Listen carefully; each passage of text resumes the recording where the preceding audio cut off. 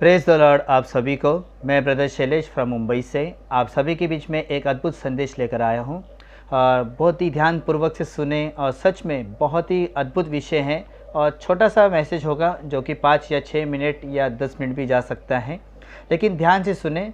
और सुनने से पहले, मैसेज देने से पहले मैं एक चीज़ और कहूँगा कि जैसे आप वीडियो देखते हैं यूट्यूब पर, ये यूट्यूब पर डालने जा रहा हूँ, तो यूट्यूब पर जब आप ये वीडियो देखते हो तो आप सब्सक्राइब करें, कमेंट करें, साथ ही साथ लाइक करें। वो इसलिए नहीं कि मुझे महिमा मिले या मेरी बड़ाई हो, वो इसलिए कि प्रभु की महिमा हो, ताकि कोई अन्य जाति भी अगर उसको देखता है या अविश्वासी या विश्वासी जो भी कोई देखता है उस मैसेज को, तो वो मैसेज का कमेंट वो देखता है कि कमेंट्स कितने लोगों ने किया है, क्या कमेंट किया है। तो अगर अच्छा कमेंट दिखता है लोगों को तो वो खुद भी मैसेज सुनता है। तो इसी तरह मैं चाहता हूँ कि ये मैसेज बहुत लोगों तक फैले, ख़ास तौर पर विश्वासी लोगों को, क्योंकि ये मैसेज 99% विश्वासी लोगों के लिए है। हालेलुया। आप मुझे बताओ, जो प्रभु के राज में नहीं है और जो प्रभु के राज में है, ये दोनों में जो 4 टॉपिक मैं बताने जा रहा हूँ उसमें कोई फ़र्क नहीं है। पहला चीज़, लोग भला करते हैं। दूसरी चीज़, क्षमा करते हैं। तीसरी चीज़, प्यार करते हैं। चौथी चीज़, ब्लेसिंग्स देते हैं यानी आशीष देते हैं। तो मेरा ये कहना है कि ये चारों चीज़ जो हम लोग प्रभु में करते हैं, तो क्या संसार में ऐसे लोग नहीं करते हैं? करते। तो इसमें हमारी कोई बड़ाई नहीं है। यानी वचन साफ कहता है कि दया करो, क्षमा करो, भला करो। हालेलुया। लेकिन ये सारी बातें मकसद के साथ होना चाहिए। अभी कई बार मैंने ऐसी स्टोरी देखा है, जो मैं नाम नहीं लूँगा, लेकिन बहुत ही अद्भुत विषय है, बहुत ही अद्भुत टॉपिक है जो मैं बोलने जा रहा हूँ, और बहुत ही ध्यानपूर्वक से इसे सुनिएगा। अभी एक भाई है और वो अपने भाई को, समझो छोटा भाई है और वो बड़ा भाई है, दो भाई, ऐसे दो भाई है। तो दूसरा भाई को, जो पहला भाई है वो दूसरे भाई को क्या करता है?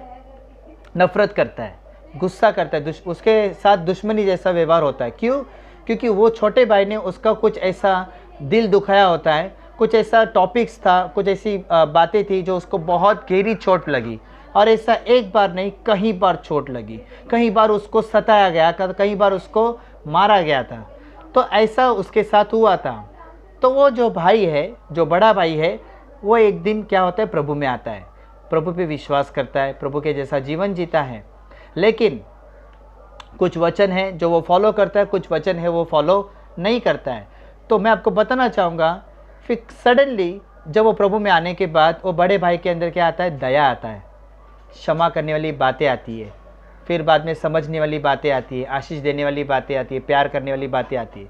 लेकिन मेरा ये कहना है कि अगर दया करते हैं, भला करते हैं, लेकिन अगर मन में अगर तुमने अभी भी छोटे भाई के प्रति, ये बातें सबके लिए है, मतलब आप कोई भी रिश्तेदार में पकड़ सकते हैं, आपका बेटा, आपकी बेटी, आपका पति, आपकी पत्नी, जो कोई भी हो सकता है, या आपका फ्रेंड हो सकता है, आपके पड़ोसी हो सकते हैं, आपके ऑफिस में बॉस हो सकता है, जो कोई, तो उन सारे लोगों के लिए ये मैसेज है।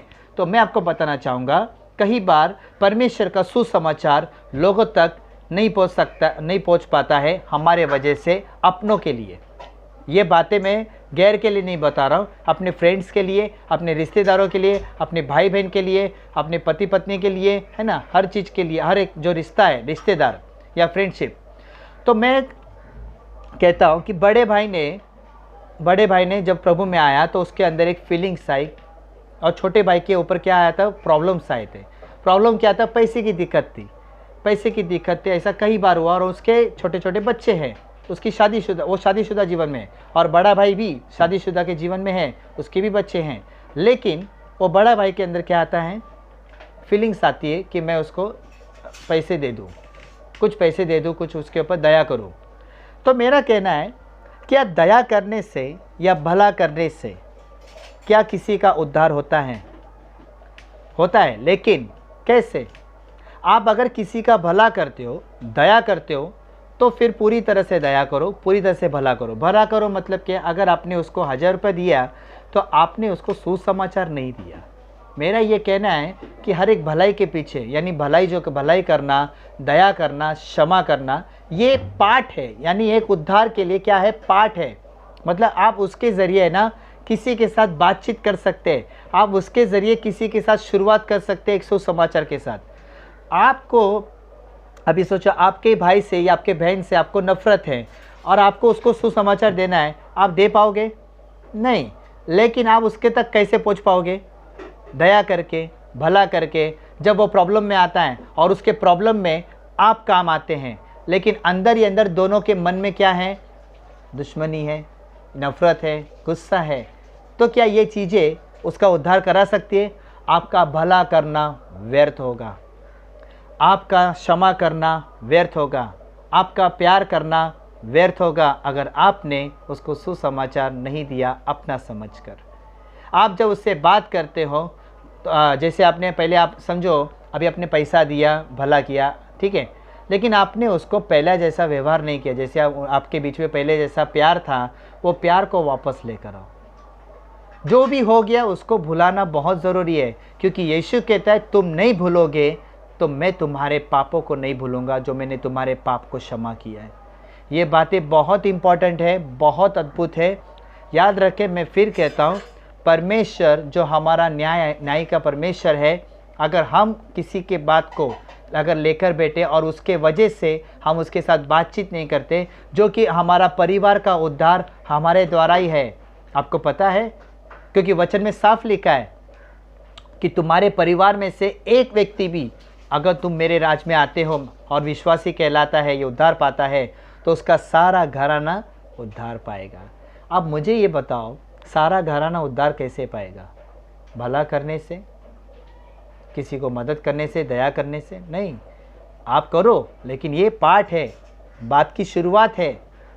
लेकिन सिर्फ भला किया, क्षमा किया, प्यार किया, लेकिन अपने परमेश्वर का जो काम था किसी गुस्से के वजह से रुक गया, किसी के नफ़रत के वजह से रुक गया, किसी की बातों की वजह से रुक गया, और फिर वो उद्धार नहीं पाता। और फिर इसलिए परमेश्वर का वचन कहता है, श्रापित है वो मनुष्य जो किसी के लिए ठोकर का कारण बनता है। और आपको पता है, वो सामने वाला प्रभु में नहीं है, वो सामने वाला सिर्फ सुना है यीशु के बारे में, लेकिन उसको कभी जाना नहीं है। क्यों नहीं जाना? क्योंकि वो जाना कब जाएगा? उसके लोगों के ज़रिए। जो लोग उस यीशु को अच्छे से जानते हैं ना, उसी के ज़रिए वो व्यक्ति यीशु को जानेगा। कुछ लोग बोलते हैं कि मैं प्रार्थना करूँगा, परमेश्वर प्रार्थना सुनेगा, लेकिन आपकी प्रार्थना में भी मेहनत होनी चाहिए ना। आपने प्रार्थना किया है तो प्रभु क्या बोलेगा? चल प्रार्थना किया, अब जा आगे बढ़, बात कर, मैं काम करूँगा। तूने प्रार्थना किया ना, मैं काम करूँगा। Hallelujah, praise the Lord. So यही मेरा विषय है। बहुत सारे ऐसे सिचुएशन मेरे जब सामने आए थे, तो मुझे ऐसा लगा कि ये सिचुएशन सिर्फ यहीं पर नहीं हो सकता, बहुत कहीं जगहों पर हो सकता है। और ये मैसेज उन लोगों तक हम पहुंचा सकते हैं कि वो कैसे उद्धार पा सकते हैं। सो आपको पुरानी बातें, इसलिए यीशु मसीह साफ कहता है कि पुरानी बातों को भुला दो ना। आप पुरानी बातों को भुला दोगे और जब नई बातें करोगे, सब कुछ नया जैसा हो जाएगा। क्या आप नहीं चाहते कि आप शांतिपूर्वक की ज़िंदगी जिए, आप उद्धार का जीवन जिए? अच्छा, और एक बात है, आप उद्धार पाए हो, लेकिन आपका उद्धार वापस लिया जाएगा अगर आप किसी के लिए उद्धार का कारण नहीं बने और आप किसी के लिए नरक जाने का कारण बने। आमीन, हालेलुया। मैं आपको बताना चाहूँगा, मेरे 12 साल की सेवकाई में देखो, कुछ लोग मुझे बोलते थे, मैं आपको बताना चाहूँगा, मैंने कई बार भला किया, बहुत सारे पैसों में मैंने मदद की। मैं बड़ा ही नहीं कर रहा, प्रभु की महिमा के लिए बोलना चाहूँगा। 12 साल में कई लोगों का मेरे जीवन में परमेश्वर ने कईयों का घर संभाला, कईयों का भाड़ा दिया, कईयों को घर खर्चा दिया, कईयों को ऐसे सिचुएशन में जो घर से भाड़े से घर पे बाहर निकाल देते थे, उसके लिए भी उन्होंने मुझे ज़रिया बनाया। तो मेरा ये कहना है, कुछ लोग मुझे बोलते हैं, ब्रदर आप है ना प्रभु के लोगों को ना लोगों को आप लालच देकर प्रभु में लाते हैं। गलत है। आपने भला किया, यीशु ने कहा भला करो, तो मैंने उसके पीछे मैसेज शुरू किया। आपको बताना चाहूँगा, मेरी ज़िंदगी में ये गवाही है कि मैं खुद उद्धार पाया, लेकिन भला करते हुए, क्षमा करते हुए, प्रेम रखते हुए कम से कम 600 लोगों का उद्धार हुआ। आप थोड़ा सोचो, अगर मैं सिर्फ भला करता, सिर्फ पैसे देता और मैसेज नहीं देता, तो वो मेरा भला करना व्यर्थ होता, मेरा क्षमा करना, मेरा प्यार करना व्यर्थ होता। हालेलुया। इसलिए वचन को बहुत ध्यानपूर्वक से समझे कि सुसमाचार, आपका हर चीज़ सुसमाचार है। आपका भला करना सुसमाचार की शुरुआत होनी चाहिए। आपका कुछ भी करना प्रभु के राज में सुसमाचार के लिए काम होना चाहिए।